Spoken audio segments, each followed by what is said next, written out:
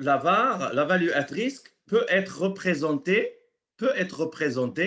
par le graphique suivant. Vous avez sur le côté gauche, ça veut dire les valeurs négatives vont correspondre aux pertes, et sur le côté droit, ça veut dire les valeurs positives vont correspondre aux gains. Et il suffit de définir encore une fois le degré de confiance. Et pour notre cas ici, nous avons défini le degré de confiance à 99%. Et ici, le degré de confiance, ça veut dire à 99%, le chiffre de votre VAR va jamais dépasser ce montant-là. Donc, vous allez fixer un montant de la VAR que vous avez calculé. Et donc, ce montant-là, dans 99%, il ne sera jamais dépassé. C'est pourquoi on parle de la perte maximale. Lorsqu'on parle de perte maximale, ça veut dire votre value at risk va s'élever à un chiffre, à un montant d'argent, à une somme d'argent que vous n'avez jamais dépassé dans 99% des cas. Et donc, il va rester le 1%.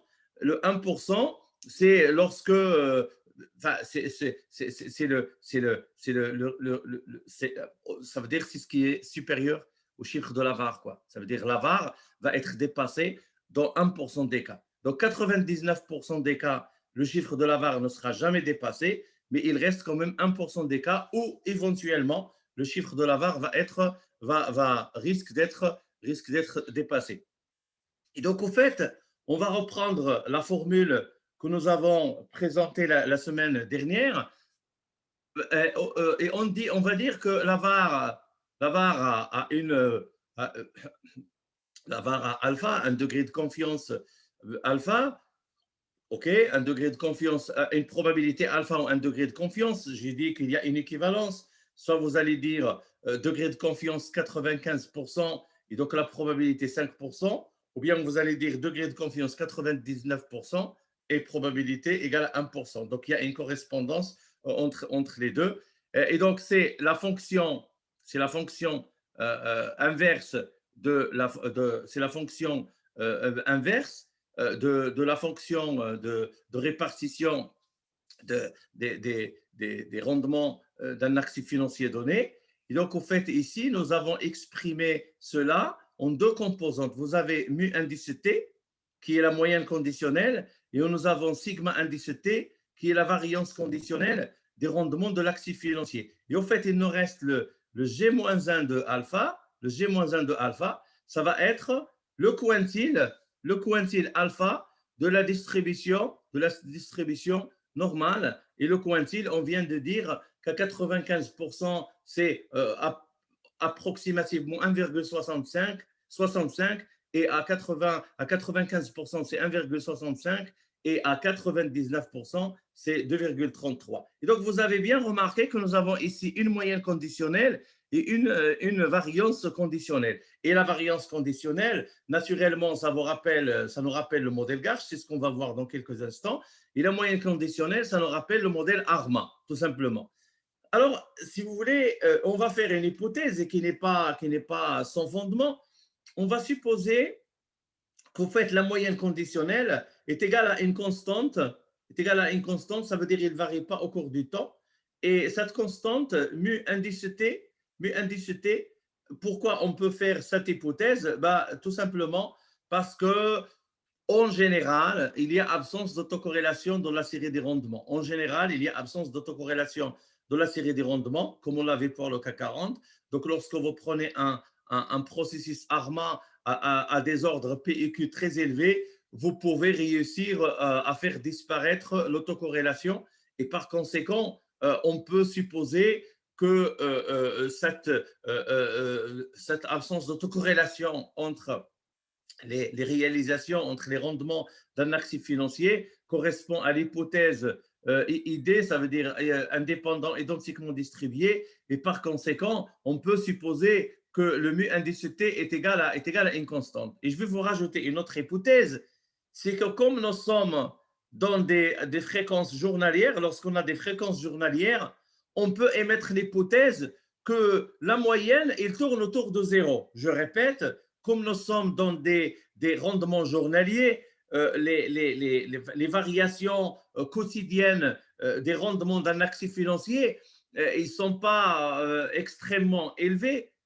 Et par conséquent, on peut émettre une hypothèse selon laquelle que la moyenne, non seulement elle est constante, mais en plus, il tourne autour de zéro. Il tourne autour de zéro. Et donc, à la limite, on va se concentrer plutôt sur le deuxième terme de l'égalité. Ça veut dire qu'on va se concentrer sur le sigma indicité et sur le quantile. Et on peut on peut ignorer ce terme-là parce que, il y a une hypothèse idée des rendements et deux, sur une fréquence journalière, j'ai bien dit les fréquences journalières, sur des données journalières, on peut supposer que la moyenne est nulle. Et donc, en fait, nous allons nous concentrer sur le sigma indice T, sur la variance conditionnelle, et c'est ce qui fait le lien, entre la value at risque et le modèle Garch que nous avons présenté le cours précédent. Et en fait, vous avez des rendements d'un actif financier, CAC 40 ou autre. Vous allez récupérer, vous allez estimer un modèle ARMA pour modéliser la moyenne conditionnelle. Vous récupérez les résidus, vous trouvez un effet Garch, et donc vous allez essayer de capter cet effet Garch, cette hétéroscédasticité, par un modèle Garch.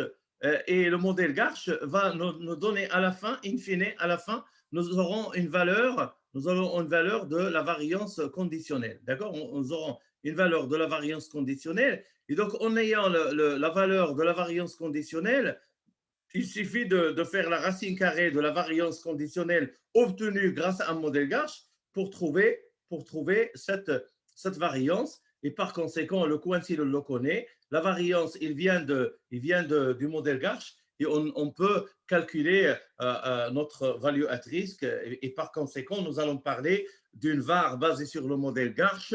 Je répète, nous allons parler d'une var basée sur le modèle Garch. Et nous avons dit que ça correspond, on est dans la même famille que la var basée sur le modèle Risk Matrix qui a été introduite par la multinationale bancaire JP Morgan, parce que Risk Matrix, nous avons déjà montré que c'est un cas particulier de la famille Garch.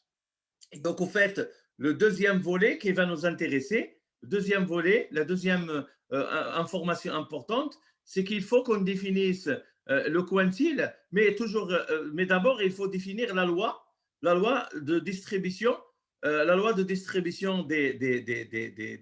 rendements. Et donc, les rendements financiers, nous avons dit qu'ils sont caractérisés par, stylisés par une régularité empirique. C'est que en première approximation, on peut accepter que ces rendements soient décrits par une loi normale, mais nous savons pertinemment que les rendements des actifs financiers, y compris les rendements du CAC 40 que nous sommes en train d'analyser, sont caractérisés par un kurtosis supérieur à 3. Et donc, nous avons un excès de kurtosis, ça veut dire toujours supérieur à 3, on va trouver 6, 7, 8, 9. Et puis, par une asymétrie, ça veut dire que nous avons le skewness est égal, il est négatif, alors que dans le cadre d'une loi normale, il est égal à 0. Et par conséquent, il faudrait trouver d'autres lois de distribution de probabilité qui peuvent s'ajuster à nos données et qui peuvent s'ajuster à la distribution empirique de nos données qui correspondent au rendement d'un actif financier quelconque comme le CAC 40. Et donc, dans un premier temps, nous allons utiliser la loi de Student, d'accord, pour capter le kurtosis. Et lorsqu'on a analysé le modèle Garch, lorsqu'on a estimé un modèle Garch avec une loi marginale de Student, nous avons déjà dit que, au fait, la loi normale est une loi de Student qui a un degré de liberté est égal à l'infini, mais dans la réalité, le degré de liberté, ce qui est noté sur le graphique DF, degré of freedom, le degré de liberté, lorsqu'on va estimer le degré de liberté d'une loi de Student, on va essayer d'ajuster une loi de Student à nos données, au rendement de notre actif financier, en particulier du rendement du CAC 40. nous allons nous apercevoir qu'en général, le degré de liberté, il est compris entre 5 et 10. Ça dépend de la taille de l'échantillon, tout simplement. Donc, en faisant varier la taille de l'échantillon, on peut trouver 5, 6, 7, 8, 9, 10, parfois un peu, OK, 11. Mais toujours est-il que le chiffre, il va être très bas, il va être aux alentours entre 5 et 10, le 5 et 10, c'est pas le même quantile que lorsqu'on a un degré de liberté qui est l'infini. Et d'ailleurs, ce tableau le montre bien, parce que si je prends la table de la loi de Student, et si je spécifie le petit v ici, c'est le nombre de degrés de liberté. Donc, lorsque le degré de liberté est égal à l'infini, nous sommes dans le cadre de la loi normale. Et vous voyez que ici, à 5%, je vais avoir environ 1,65, d'accord? Et à 10%, on va avoir 2,33. À 10%, nous allons avoir 2,33. Par contre, si le degré de liberté est égal à 8, au lieu d'avoir 1,65 à 95%, je vais avoir 1,86. Et au lieu d'avoir 2, environ 33, je vais avoir 2,896. Et donc, on voit très bien que lorsque je prends un degré de liberté qui correspond à la réalité, aux données, à mes données empiriques, dans notre cas, le rendement du CAC 40, on voit bien que les quantiles ils ont une valeur plus élevée. Ça veut dire qu'il y a des queues de la loi de distribution qui sont plus épaisses. Ça veut dire que c'est l'excès de kurtosis. Et c'est ce qui est représenté ici par cette flèche qui montre l'écart entre la courbe jaune qui correspond à la loi normale et la courbe rouge qui correspond à une loi de Student, à un degré de liberté qui est égal à 5. Et par conséquent, lorsqu'on a une loi de Student, nous allons être en mesure de modéliser les événements extrêmes, les outliers, les black swans. Ça veut dire tout simplement la probabilité d'occurrence des événements extrêmes est beaucoup plus élevée que celle acceptée par la loi normale. Parce que la loi normale, elle prédit une probabilité très très faible, voire nulle d'événements extrêmes, alors que dans la réalité des marchés, nous en avons déjà parlé auparavant, la probabilité d'occurrence d'événements extrêmes est beaucoup plus élevée que ce que prédit la loi normale et par conséquent, cette forte probabilité va se traduire par des quantiles qui sont plus élevés et donc par des chiffres de la VAR estimés qui sont plus élevés. Parce qu'au fait, ici, si au lieu d'avoir 2,33, vous allez avoir 2,8, 2,9, ça veut dire que le chiffre de la VAR va être plus élevé. Et donc, votre exposition au risque va être sous-estimée si vous utilisez la loi normale. Je répète, puisque la VAR qui sera estimée par une loi normale va être plus faible que la VAR estimée par une loi de Student, ça veut dire que lorsque vous travaillez dans le cadre, vous faites vos estimations dans le cadre de l'hypothèse d'une loi normale, vous allez sous-estimer votre exposition au risque de marché et donc votre risque de perte. OK? Et donc, en fait, ici, je vais prendre le degré de confiance de 99%. Et donc là, je vais appeler mon modèle, le modèle qui est basé sur la loi normale. Donc, je l'appelle le modèle normal VAR. Je vais supposer que mon degré de confiance, c'est 99%. 99%. Et je suppose que ma VAR, c'est une VAR journalière. Ça veut dire mon horizon temporel, c'est un jour. Et donc là, j'ai fixé mon degré de confiance, j'ai fixé mon horizon temporel. Et donc, au fait, ici, c'est juste mon quantile de la loi normale, c'est 2,33 qui multiplie ma variance conditionnelle, tout simplement. Et donc, je fais le chiffre de la négatif parce que cela correspond à une perte. Si c'était un gain, je vais faire plus. Je vais y revenir tout à l'heure. Alors, après, vous avez la Student VAR dont je viens de vous parler. La Student VAR, à 99%, à un jour, il s'élève à moins 2,896 qui multiplie sigma t. Et donc, vous voyez que le quantile est plus élevé. Et donc, en fait, supposons que le sigma est égal à 2%, ben, vous voyez que 2% multiplié par 2,89 est largement supérieur l'ampleur enfin, des pertes potentielles est beaucoup plus élevée dans le cadre de la loi de Soudan par rapport à la loi normale. Et donc, je dirais que pour le même degré de liberté, pardon, pour le même degré de confiance, 99% ici, pour le même horizon temporel, on a une journée, pour la même volatilité qui est estimée sur les mêmes données par le même modèle, les pertes, selon la loi de Soudan, dans notre cas, il a un degré de liberté est égal à 8, seront plus élevées que les pertes selon la loi normale. Je répète, toutes choses égales par ailleurs, on va garder le même degré de confiance, le même horizon temporel, la même méthodologie d'estimation de la variance conditionnelle, on s'aperçoit que les pertes potentielles selon le modèle Lavar-Soudan sont beaucoup plus élevées que les pertes selon la loi normale. Et donc, on va dire tout simplement que le modèle normal-VAR, il va sous-estimer le risque de perte. Je répète, le modèle normal-VAR va sous-estimer le risque de perte. Alors, je vais revenir à un autre fait stylisé. Donc là, la loi de Soudan nous a permis de traiter le problème de l'excès de kurtosis, mais on a un autre problème, c'est le problème de la symétrie. Alors, pour régler le problème de la symétrie, au fait, soit on a des lois de probabilité qui vont à la fois traiter l'excès de kurtosis et la symétrie de la loi de distribution empirique des rendements. D'ailleurs, on a une loi de Students asymétrique. On a plein de lois de probabilité qui sont asymétriques. Mais il y a une façon très simple de calculer le quantile, lorsqu'il y a une asymétrie, un excès de kurtosis. Ben, c'est en faisant appel à l'expansion de Cornish-Fisher. Donc, il y a Monsieur Cornish, Monsieur Fisher, deux statisticiens célèbres. Donc, ils ont introduit une expansion. Et l'expansion, ça nous permet d'approximer. Donc, c'est une approximation. Et cette approximation va, à partir du quantile d'une loi normale, donc nous avons ici le Z, c'est le quantile de la loi normale, qui s'élève à 2,33, un degré de confiance 99%.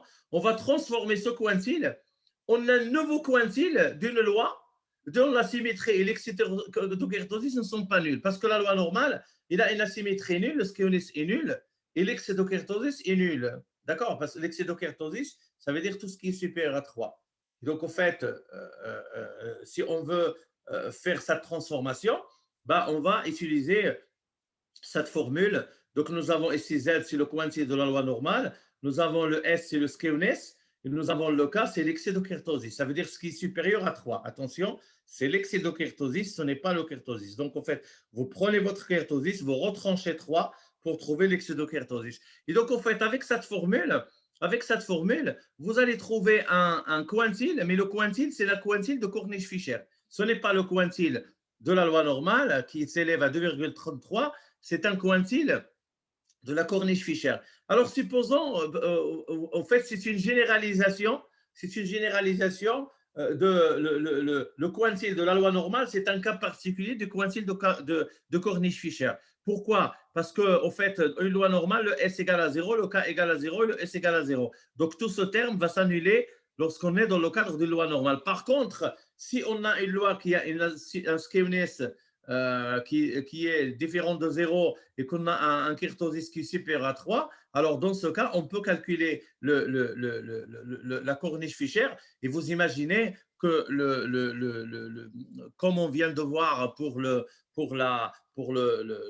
quantile de Students, de la loi de Students, basée sur une loi de Students, ici on aura le quantile qui est basé sur l'expansion de Cornish-Fisher va avoir une valeur plus élevée que 2,33.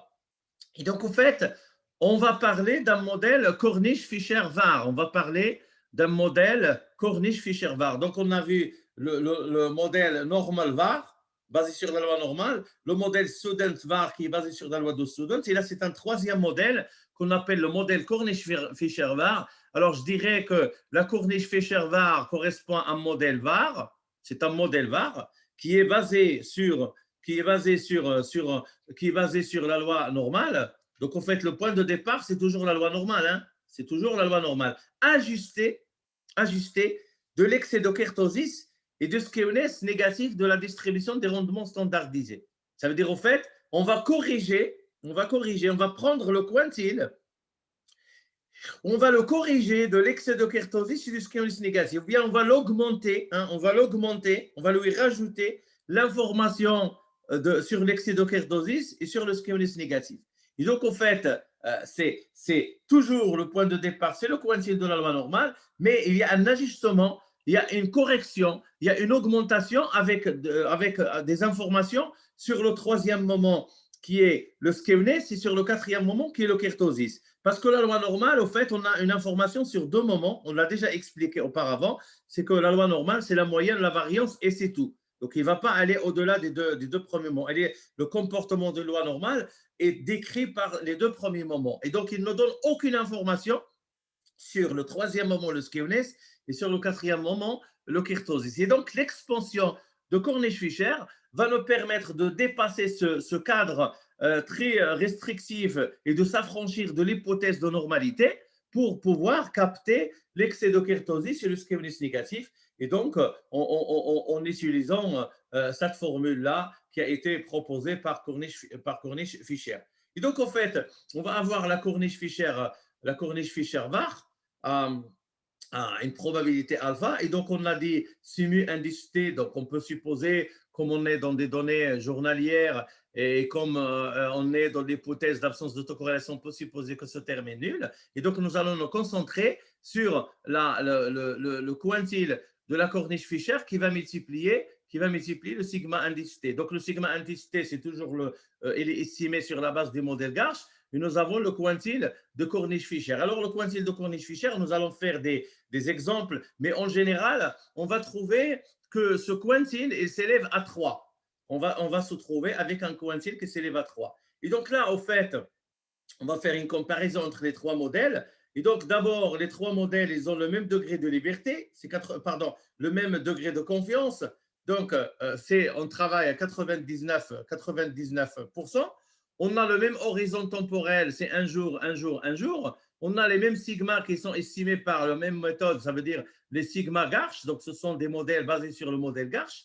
Et donc, ce qui va différer, c'est le quantile qui s'élève à 2,33 dans le cadre d'une loi normale, 2,896 dans le cadre d'une loi de Sodens et 3, c'est encore plus élevé, et 3 dans le cadre d'une expansion de Cornish-Fisher. Et je rappelle toujours que le chiffre négatif, le signe négatif ici, ça veut dire que ce sont des pertes. Ce sont des pertes. Tout à l'heure, je vais vous expliquer qu'est-ce que ça veut dire lorsqu'il n'y a pas le signe négatif, lorsqu'il y a un signe positif. Et donc ici, on se concentre sur le risque de perte, et donc les pertes, elles vont être négatives. Les pertes, elles ne sont pas positives. Donc là, en fait, les trois modèles sont des estimations de la perte maximale,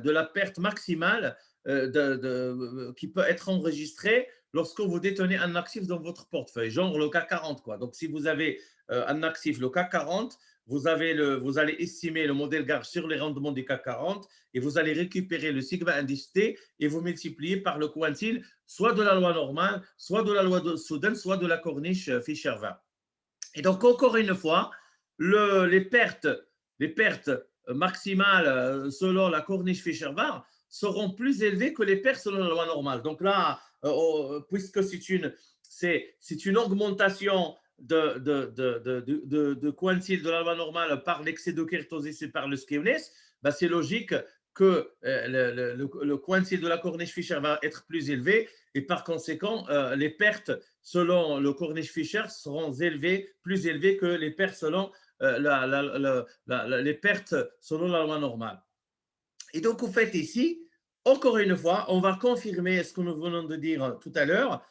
La VAR, basée sur la loi normale, le modèle normal VAR, qui a un quantile de 2,33 et sous-estime le risque de perte comparativement d'abord à la loi de Student, pour laquelle le quantile c'est 2,896 et encore plus à la Cornish-Fisher, dont le quantile s'élève à 3. Et donc, en fait, si on veut vraiment avoir une idée précise du chiffre de la VAR, ça veut dire de notre risque de perte, le montant de notre perte maximale à un degré de confiance donné, il ne faut pas se tromper de loi, il faut prendre la loi qui convient. Donc, soit une loi de Sudens pour au moins capter l'excès de kurtosis, soit une approximation de Cornish-Fischer. Et rappelez-vous, ce que nous avons dit, c'est que le chiffre de la VAR va aider les banques comment dirais-je, à constituer des fonds propres et des réserves de capitaux, de réserves de fonds propres pour faire face à une évolution défavorable du marché. Je répète, n'oublions pas que le chiffre de la VAR, c'est lui qui va aider les banques à constituer des provisions, à constituer des réserves en capitaux, des réserves en fonds propres. On va les mettre dans les coffres forts et dans les caisses de la banque ou de l'assurance pour faire face à une évolution défavorable du marché. Si jamais le marché n'évolue pas dans le sens anticipé par l'investisseur, par la banque ou par l'assurance, par l'institution financière, s'il y a un black swan, s'il y a de très mauvaises nouvelles, s'il y a un événement extrême et qui va occasionner des pertes colossales, au moins, il faut que la banque ait suffisamment de capitaux propres et de réserves en capitaux propres pour pouvoir faire face à cet événement, à cette perte gigantesque sur le marché financier, cette dégringolade. D'accord? Et donc, au fait, on l'a déjà précisé, il ne faut pas se tromper sur le chiffre de la VAR, ça veut dire qu'il ne faut pas le sous-estimer. Il ne faut pas sous-estimer le risque de perte. Si vous le sous-estimez, vous allez avoir des réserves en capitaux qui sont très faibles, et donc une banque sous-capitalisée est une banque menacée de faillite. Une assurance sous-capitalisée est une assurance sous-capitalisée et donc menacée de faillite et de ruine et de banqueroute.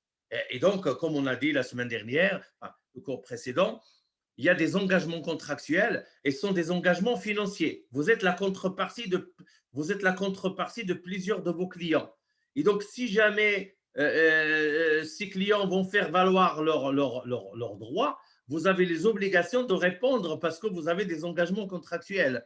Et donc, pour répondre à ces engagements, il faut détenir suffisamment de capitaux propres, de fonds propres. Et ces fonds propres, vous les avez constitués sur la base du chiffre de la VAR. Donc, sous-estimer le risque de perte, ça veut dire que ça correspond à une sous-capitalisation, tout simplement. Alors, juste une remarque, je viens de le dire, et ça c'est très important. Vous avez remarqué que je parlais toujours comment dirais-je, de chiffres négatifs parce que c'est les pertes. Il faut faire la distinction sur le marché entre le long et short. Alors, la position longue, lorsque vous êtes long, ça veut dire que vous êtes acheteur. Ça veut dire que vous êtes acheteur. Vous allez acheter un actif. Et donc, lorsque vous mettez votre argent dans cet actif, vous encourez le risque de perte. Vous allez encourir le risque de perte. Et donc, lorsque vous encourez le risque de perte, ça veut dire au fait, le quantile, il va prendre le signe négatif. Le quantile va prendre le signe négatif. Et donc là, vous aurez moins 2,33 ou bien moins 3 qui va multiplier le sigma indice T. D'accord? Par contre, lorsque vous êtes vendeur, ça veut dire vous shortez, ça veut dire vous spéculez à la baisse. Je répète, lorsque vous êtes shorté, vous spéculez à la baisse. Et donc, autrement dit, vous avez un risque de gain. Alors, comme on a dit, le gain ne peut pas être un risque, mais bon, on va prendre l'expression, c'est le risque de gain. Et dans ce cas, lorsque vous êtes short, vous allez avoir des quantiles qui apportent un signe positif. Et donc, soit vous allez avoir plus 2,33 ou plus 3. Alors, je résume ça par la célèbre phrase le malheur des uns fait le bonheur des autres. Parce que si vous voulez, le marché financier, lorsqu'il y a des gens qui perdent de l'argent, il y a des gens qui en gagnent. Je répète, sur les marchés financiers, lorsqu'il y a des gens qui perdent de l'argent, il y a d'autres qui en gagnent. Et donc, en fait, lorsque pour ceux qui perdent le quantile est de signe négatif, il y a certains qui gagnent. Ça veut dire lorsque, par exemple, le marché il baisse, il y a certains qui perdent, il y a certains qui gagnent. Et donc, ceux qui gagnent, ce sont ceux qui shortent et ceux qui sont longs. Ça veut dire ceux qui sont vendeurs et les longs, ceux qui sont acheteurs. Et dans ce cas, au fait, il faut savoir qu'on va parler de plus ou moins 2,33 sigma t et plus ou moins 3 sigma t. D'accord? Plus ou moins 2,33 sigma t et plus ou moins 3 sigma t. OK? Et donc, au fait, ici, si je prends M. Robert Engel, qui est en train lors d'une conférence, il est en train de parler de notre plus ou moins 3 sigma. Il parle de notre cas. Ça veut dire pour lui, si on prend le chiffre de 3 sigma, on peut très bien capter la dynamique la dynamique des risques de perte, et en particulier, on va capter l'excès de kératose sur les skewness négatifs, et par conséquent, les événements extrêmes, on peut très bien les appréhender avec un coefficient qui est égal à 3. Et donc ici, monsieur Robert Engel, vous voyez là, vous avez les rendements, c'est en couleur rouge ici, ce sont les rendements de son actif financier, je crois que c'était le S&P 500. D'accord? Et vous avez la courbe verte ici. Ça, c'est vers le bas, c'est les pertes. Et donc, ici, c'est moins. Et ici, vous avez une courbe en bleu, d'accord, qui est sur le côté haut. Et là, c'est plus. Donc là, vous avez plus 3 sigma. Et là, vous avez moins 3 sigma. Plus 3 sigma, moins 3 sigma. Je vais vous expliquer cela ici. Donc là, vous avez, on va faire ça, ne vous inquiétez pas, on va le faire plus précisément. Donc là, ici, ce sont les rendements du CAC 40. D'accord? Donc, ce sont les rendements du CAC 40. Et donc là, vous avez la crise de 2000, l'éclatement de la bulle Internet, et surtout, nous avons la crise de 2008, la crise subprime. Et ici, nous avons la crise grecque, tout simplement. Ici, nous avons la crise grecque. Alors, si vous avez remarqué, donc d'abord, vous avez le bleu, ce sont les rendements, et vous avez ce que vous avez en bas, c'est les moins 3 sigma. C'est sigma multiplié, c'est toujours sigma moins 2, sigma moins 3, sigma moins 2,5, etc. Et ici, vous avez la couleur verte, comme a fait M. Engel, hein, c'est le même graphique, hein, c'est le même graphique qu'à M. Engel, hein, plus ou moins 3 sigma. Et donc là, on a des rendements qui sont en bleu. Vous avez le rouge en bas, c'est les 3 sigma. Et vous avez en haut, vous avez les moins 3 sigma plus 3 sigma. Et donc, de part et d'autre. En fait, comment ça se passe? C'est que, regardez, je superposé au rendement, je superposé comment dirais-je, la distribution de la loi normale, la distribution de la loi normale. Et donc, au fait, ici on peut très bien faire pour comprendre un peu les 3 sigma. Donc là, vous avez les 3 sigma. Là, vous avez les 3 sigma, le plus 3 sigma. Et ici, vous avez les moins 3 sigma. Vous avez les moins 3 sigma ici. Voilà, donc là, vous avez les 3 sigma, et là, vous avez les plus 3 sigma. Voilà. Et donc, en fait, voilà, on superpose ce qui se passe. C'est ça la réalité. C'est que là, vous avez la moyenne, et là, la moyenne, elle est égale à 0, donc la moyenne nulle. La moyenne nulle. Et donc, ça correspond à la loi normale sont très réduite. La moyenne, elle est 0. Et là, regardez, là, vous avez 3 sigma, plus 3 sigma, moins 3 sigma. Mais là, vous avez aussi, par exemple, on va faire autre chose. Ça veut dire on va tracer pour les 2 sigma ici. Donc, vous avez pour ça, c'est le 2 sigma. D'accord? Donc, ça, c'est pour le 2 sigma ici. Et la même chose ici, vous avez le 2 sigma. D'accord? Et donc, nous, le coïncide le plus bas, il correspond,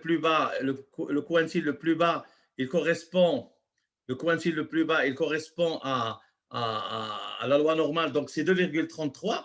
Donc, au fait, les événements extrêmes, ils vont se situer entre 2,33 et 3 sigma. Et donc, par exemple, ici, nous avons un événement extrême, bah, c'est la crise de 2008. La crise de 2008, c'est un événement extrême parce qu'il est situé, entre 2 sigma et 3 sigma.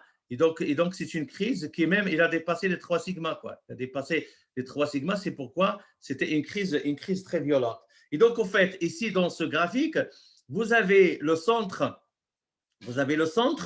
de ces zéros et vous avez de part et d'autre, donc sur le côté vers le bas, on a des downside risks, vers le bas, c'est la perte et vers le haut, c'est le gain. Donc ça, c'est la perte et là, c'est le gain. D'accord? Et donc, au fait, si vous voulez, comment dirais-je, là, je vais même enlever là pour ne pas encombrer le graphique, ce que j'ai fait en bleu. D'accord? Et donc, en fait, ici, vous avez les extrémités. Les extrémités, ça veut dire ce qui se situe au-delà de 3 sigma. Au-delà de plus ou moins 3 sigma, c'est ce qu'on appelle les outliers. Mais tant que vous restez dans le cadre de 3 sigma, on est dans la loi normale. Et donc, en fait, si vous voulez, lorsqu'on est en période de crise financière, il ne faudrait pas sous-estimer la VAR. Et donc, sous-estimer la VAR, ça veut dire le quantile, tout simplement. Donc, est-ce que votre quantile, il vous situe à 2 sigma? Est-ce qu'il va vous situer à 3 sigma ou il va vous situer au-delà de 3 sigma ou bien entre 3 et 2? Et donc, monsieur Robert Engel, on va y revenir parce qu'on va faire ça avec beaucoup de précision, mais c'est juste la philosophie de monsieur Robert Engel qui parlait de la règle de plus ou moins 3 sigma, de la règle de plus ou moins 3 sigma. Alors écoutez, je vais vous donner un exemple de l'hydrologie. Et donc là, je vais vous montrer notre belle rivière qui traverse la ville de Montpellier et qu'on a l'occasion, on a la chance d'avoir la fac juste à côté, sur le quartier Richter.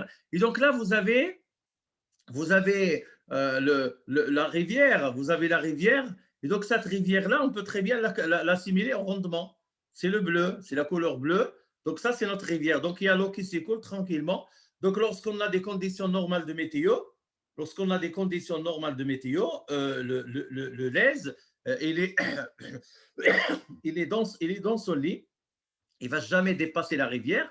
Mais regardez là, il y a un premier pas. Et si jamais le niveau de monte, on va franchir ce niveau. Si jamais le niveau monte, il va venir ici. Puis on va commencer à monter, à franchir les différents niveaux. D'accord? Et donc, en fait, ici, c'est il y a la moyenne ici, par exemple. Ça, c'est la moyenne. Et à partir, on peut aller vers ce côté et vers ce côté. Ça veut dire on va essayer le niveau d'eau va monter et plus le niveau va monter à un certain moment. S'il arrive ici, il va déborder. S'il arrive à ce niveau-là, il va déborder. Alors, regardez, donc, en fait, ici, si jamais vous avez la chance de marcher le long du Lèze, bon, c'est une photo que j'ai prise. Et donc là, vous avez des gradations ici. Vous avez des gradations. Donc, vous avez le niveau d'eau, il est là. Et le niveau d'eau, il y a 3 niveaux. Donc, il peut monter jusque-là, il peut monter jusque-là, il peut monter jusque-là. Et donc, lorsqu'il y a la pluie qui tombe, le niveau d'eau va monter. Et donc, chaque niveau va correspondre à un niveau de risque donné. Donc, vous avez ici 3 niveaux. Ici, vous avez 3 niveaux. Et vous avez remarqué qu'au niveau du 3e niveau, ça veut dire que le Lèze va déborder. Ça veut dire qu'il y aura des inondations. Et voilà, si vous voulez, ici, le niveau du Lèze, il s'est rempli. Donc, tout ce qu'on voit ici, c'est rempli ça veut dire que le niveau d'eau a beaucoup augmenté. Et donc là, il a beaucoup augmenté. Regardez, il lui reste juste un petit bout pour venir ici. Et c'est ce qui arrive là, quoi. Donc là, ce sont des inondations. Ça veut dire le Lèze, il a débordé. Et donc, lorsque le Lèze, il a débordé, ça veut dire, au fait, ici, on n'est plus dans ce cadre, on n'est plus ici, on n'est plus là. Et bien, au fait, on est à ce niveau-là. Lorsqu'il déborde, on est à ce niveau-là. C'est comme ça qu'il faut le comprendre. Et donc, au fait, lorsqu'on vous dit le sigma, le 1 sigma, le 2 sigma, le 3 sigma, c'est comme les digues. Lorsque vous avez une rivière, un fleuve, il y a des digues. Et donc, les digues, il faut qu'ils soient les plus hautes possibles pour empêcher les inondations. Je répète, il faut que les digues soient les plus élevées possibles, les plus hautes possibles pour empêcher les crues, pour empêcher que la rivière sorte de son lit, il va déborder parce qu'il déborde, il va faire des inondations et des crues qui vont être dévastatrices. Et bien, c'est ce qui se passe sur les marchés financiers. Ce qu'en fait ici, ce que dit M. Robert Engel, il parle des 3 sigma. Ça veut dire le 3 sigma, c'est vous prenez les protections maximales. Voilà, c'est ça la logique du 3 sigma. Donc le 3 sigma, vous dire au maximum, mon risque va être 3 sigma.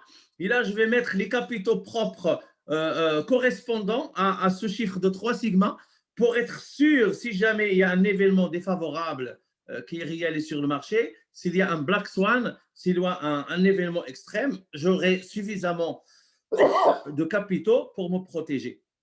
Et donc, vous faites le 3 sigma. Le 3 sigma, c'est les digues, quoi.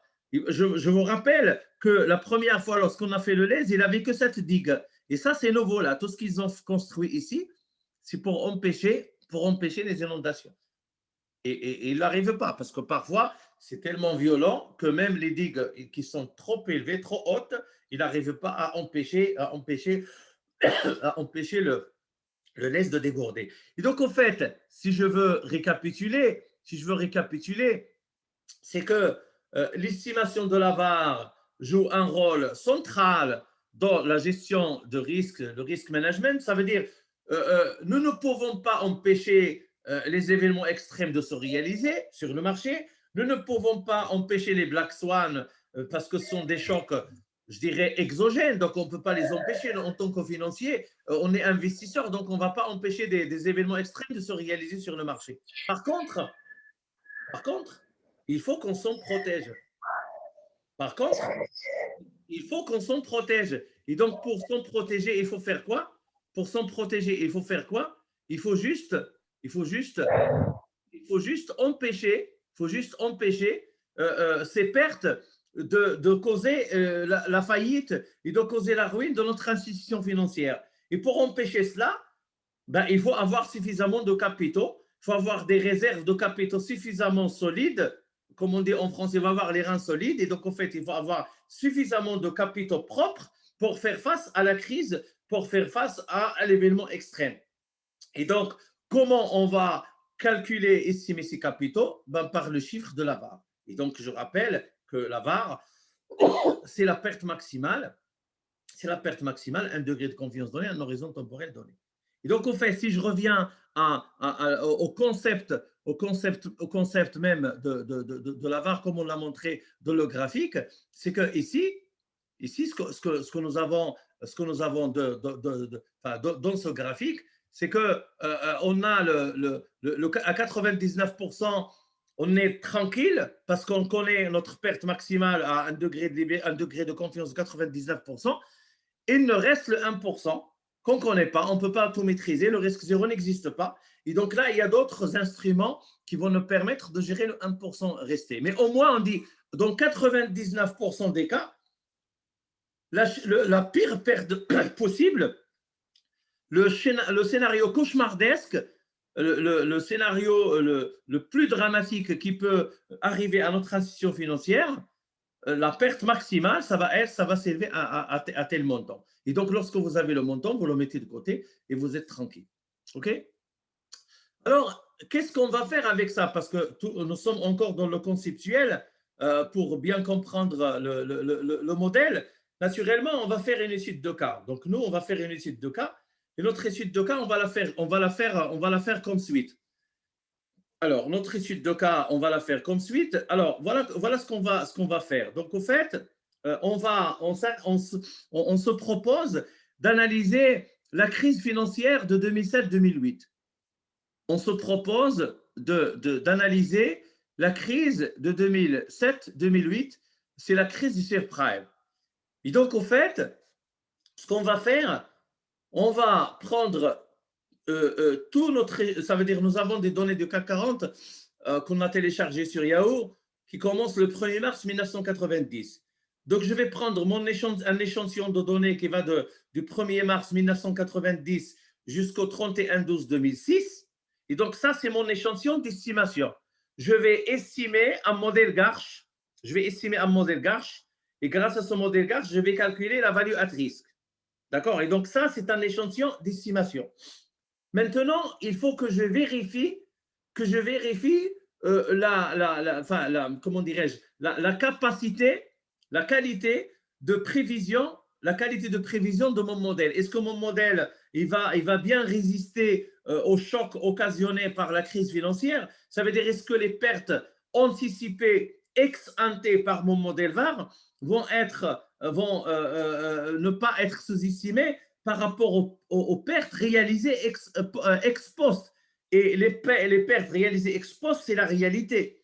et les pertes anticipées ex ante, c'est les anticipations. Et donc, je vais confronter mon chiffre de la VAR aux réalisations sur le marché, ça veut dire au rendement tout simplement. Donc, nous avons des rendements sur 2007-2008 et on va voir est-ce que les pertes qui étaient réalisées par le marché ont été prévues par mon modèle VAR ou pas.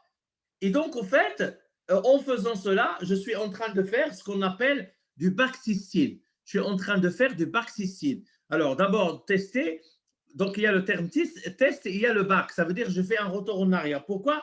Parce que là, nous sommes en 2020 et je vais tester des choses qui ont eu lieu en 2007-2008. Ça veut dire nous avons déjà les données de 2007-2008.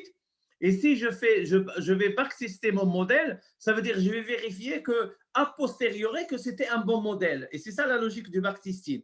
Et donc, vous ne pouvez pas, pour tester la validité d'un modèle VAR dont vous disposez, vous devez absolument le confronter à la réalité empirique. Et donc, vous devez comparer les pertes que vous avez anticipées par votre modèle VAR, n'est autre que les pertes potentielles. Est-ce que les pertes potentielles anticipées par le modèle VAR étaient inférieures aux pertes réalisées et dans ce cas, votre modèle est un bon modèle, ou bien ils étaient largement inférieurs aux pertes réalisées sur le marché et dans ce cas, votre modèle n'est pas valide et c'est un modèle qui va sous-estimer le risque de perte.